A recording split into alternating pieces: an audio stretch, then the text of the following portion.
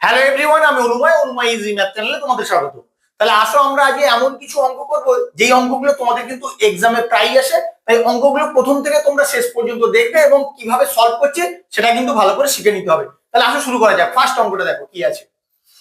একজন চা ব্যবসায়ী 400 টাকা কেজি দরে 5 কেজি আসাম চা কিনে তার সাথে 800 টাকা কেজি দরে 3 কেজি দার্জিলিং চা কিনে মিশ্রিত করলেন। মিশ্রিত চায়ের প্রতি কেজি এর ক্রয় মূল্য নির্ণয় করো। তাহলে আমাকে কি বলেছে? 400 টাকা কেজি দরে 5 কেজি আসাম চা। তাহলে 5 কেজি আসাম চায়ের মূল্য কত বের করতে হবে? তুমি লিখবে আসাম চায়ের মোট মূল্য বা আসাম চায়ের ক্রয় মূল্য কি হবে? 400-কে 5 দিয়ে গুণ করবে, 5×4=20, 2000 টাকা হবে তোমার এখানে আসাম চায়ের ক্রয় মূল্য। আর দার্জিলিং চা কত কেজি? দার্জিলিং চা 3 কেজি, 800 টাকা করে। তাহলে দার্জিলিং চায়ের ক্রয় মূল্য 800 গুণ 3, মানে 8×3=24, দুটো শূন্য, টাকা যোগ করো। মোট কত টাকা লাগলো সেটা তোমাদের বের করতে হবে। 2 আর 2 4, 4400 টাকা লেগেছে মোট চা কিনতে। এবার কত কেজি চা দেখো, এখানে হচ্ছে 5 কেজি আর এখানে 3 কেজি, মোট 8 কেজি চা। তাহলে প্রতি কেজি চায়ের ক্রয় মূল্য তুমি কি করে বের করবে? মোট যত কেজি চা হলো সেটা দিয়ে মোট যে টাকাটা এসছে তাকে ভাগ করলে উত্তরটা চলে আসবে। তাহলে আসো ভাগ করে দেখি। 8 দিয়ে ভাগ করো 4400-কে, 8×5=40, আবার 4 শূন্য, 8×5=40, এখানে শূন্য এখানে শূন্য, ব্যাস কত হলো? 550 হবে তোমার এখানে অ্যান্সার। তাহলে কি লিখবে? অতএব প্রতি কেজি মিশ্রিত চায়ের ক্রয় মূল্য 550 টাকা। এই অঙ্কটা কি দিয়েছে দেখে নিয়ে আসো। 100 টাকায় 10টি কমলা লেবু কিনে 120 টাকায় 10টি লেবু বিক্রি করে দিলে লেবু প্রতি কত টাকা করে লাভ হবে? তোমাকে কি বলেছে? কত টাকা করে লাভ হবে প্রতিটা লেবুর ক্ষেত্রে। তাহলে তোমাকে কি বের করতে হবে? একটা লেবুর ক্রয় মূল্য বের করতে হবে, একটা লেবুর বিক্রয় মূল্য বের করতে হবে। বিক্রয় মূল্য থেকে ক্রয় মূল্য বিয়োগ করে দিলে তুমি লাভটা পেয়ে যাবে। মানে তোমাকে প্রশ্নটাকে ভালো করে বুঝতে হবে। 100 টাকায় 10টি কমলা লেবু, তাহলে 10টি কমলা লেবুর দাম বা ক্রয় মূল্য কত টাকা? 100 টাকা। তাহলে একটি কমলা লেবুর ক্রয় মূল্য কত হবে? 100-কে তুমি 10 দিয়ে ভাগ করবে, তাহলে কত হবে? 10 টাকা। এবার কত টাকায় বিক্রি করে বলেছে? 10টা লেবু বিক্রি করে 120 টাকায়। এবার তুমি লিখবে 10টি কমলা লেবুর বিক্রয় মূল্য 120 টাকা, একটি কমলা লেবুর বিক্রয় মূল্য 120-কে 10 দিয়ে ভাগ করবে, সমান কত হবে? 12 টাকা। তাহলে তুমি কি কি পেলে? একটা লেবুর বিক্রয় মূল্য পেয়ে গেলে আর একটা লেবুর ক্রয় মূল্য পেয়ে গেলে।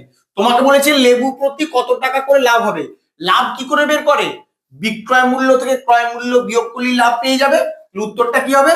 অতএব লেবু প্রতি তার লাভ হবে 12 বিয়োগ 10 সমান 2 টাকা।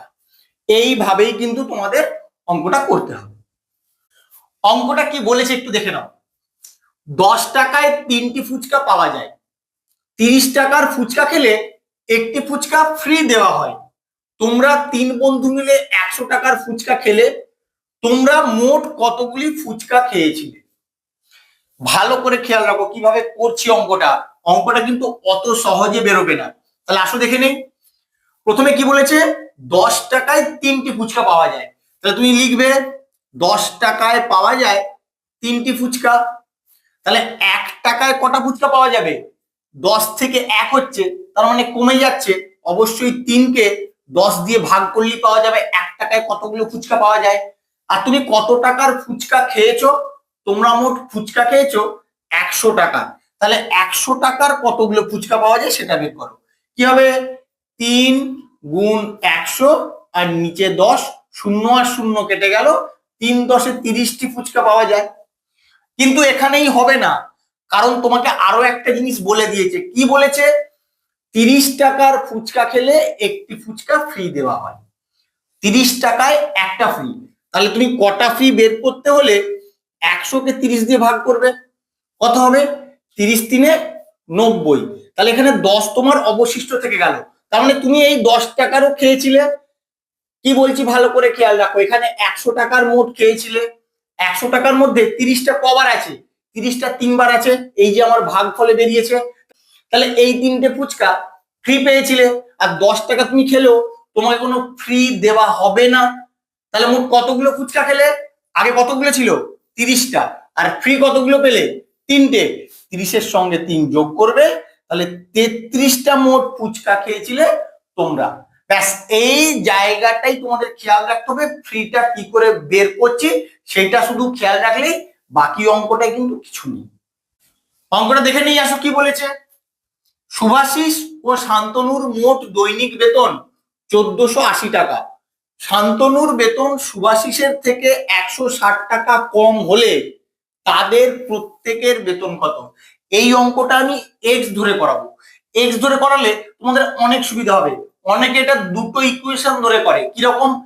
একজনের বেতন ধরে নেয় এক্স, আর একজনের বেতন ধরে নেয় ওয়াই। তাহলে সেক্ষেত্রে এক্স আর ওয়াই দিয়ে যখন করো তখন ক্যালকুলেশন করতে অনেকটা সময় লেগে যায়। আমি একটাই ভেরিয়েবল দিয়ে করাবো, দেখো অনেক সহজেই তোমরা বুঝতে পারবে। আসো দেখে নি কিভাবে করবো। কি বলেছে? শান্তনুর বেতন শুভাশিসের থেকে 160 টাকা কম। তাহলে তুমি ধরে নেবে শুভাশিসের বেতন ধরে নেবে তুমি এক্স টাকা। ঠিক আছে, তাহলে শান্তনুর বেতন কি হবে? শুভাশিসের বেতনের থেকে 160 টাকা কম। ভালো করে খেয়াল রাখো এই জায়গাটা। কি করলাম? শুভাশিসের বেতনটা আমি ধরে নিয়েছি, আর শান্তনুর বেতন শুভাশিসের থেকে 160 টাকা কম। তাহলে শুভাশিসের বেতন এটার থেকে 160 টাকা কম। ব্যাস, এই জায়গাটা বুঝে গেলে আর কিচ্ছু নেই অঙ্কটায়। তাহলে এর বেতন পেয়ে গেলে তোমাকে মোট বেতন বলে দিয়েছে 1480, দুটোর যোগফল তোমার হয়ে যাবে 1480। ব্যাস, এখান থেকে তুমি এক্সট্রা বের করে ফেলো। এক্সট্রা বের করে ফেললেই শুভাশিসের বেতনও পেয়ে যাবে, আর ওখান থেকে 160 টাকা বিয়োগ করলে শান্তনুর বেতনও পেয়ে যাবে। তাহলে আশা করে নেই এক্স আর এক্স যোগ করলে কি হবে? 2x। 160টা এদিকে বিয়োগ আছে, ওদিকে গেলে কি হয়ে যাবে? যোগ হয়ে যাবে। সমান চিহ্নর একদিক থেকে অন্য দিকে যদি কোনো সংখ্যা যায়, তার আগে যা চিহ্ন থাকে তার বিপরীত চিহ্ন হয়ে যায়। 8 আর 6 যোগ করলে 14, 14 4 হাতে 1, 4 আর 1 5 আর 1 6, আর এখানে 1। এখানে কত ছিল? 2x ছিল। তাহলে x সমান কি হবে? 2টা এদিকে x এর সঙ্গে গুণ আকারে আছে, ওদিকে গেলে কি হয়ে যাবে? ভাগ হয়ে যাবে। ভাগ করে দাও। 1640 কে 2 দিয়ে ভাগ করে দাও। 2 আসতে 16, 2 দুগুণে 4, 0। তাহলে 820 টাকা হবে কার বেতন? শুভাশিসের বেতন। আর শান্তনুর বেতন হবে 820 থেকে তুমি 160 বিয়োগ করে দাও। 0, 6 আর 6 12, 1 আর 6 7। শান্তনুর বেতন কত হলো? 660 টাকা, আর শুভাশিসের বেতন তোমার হয়েছে 820 টাকা। এইভাবে কিন্তু তোমরা খুব সহজেই সলভ করতে পারবে। তাই তোমরা ভিডিওটা একবার দেখো ভালো করে, সুন্দর বুঝতে পারবে, এবং কিভাবে করতে হচ্ছে তার পুরো আইডিয়াটা আমি তোমাদেরকে দিয়ে যাবো। আমার ভিডিওটা কেমন লাগলো তোমরা অবশ্যই কমেন্ট করে জানিও। বন্ধুদের সঙ্গে বেশি বেশি করে শেয়ার করো। আর এরকম ম্যাথ শেখার জন্য এবং বিভিন্ন ম্যাথের ট্রিক শেখার জন্য এবং বিভিন্ন লজিক শেখার জন্য প্লিজ আমার চ্যানেলটাকে সাবস্ক্রাইব করো। Thank you.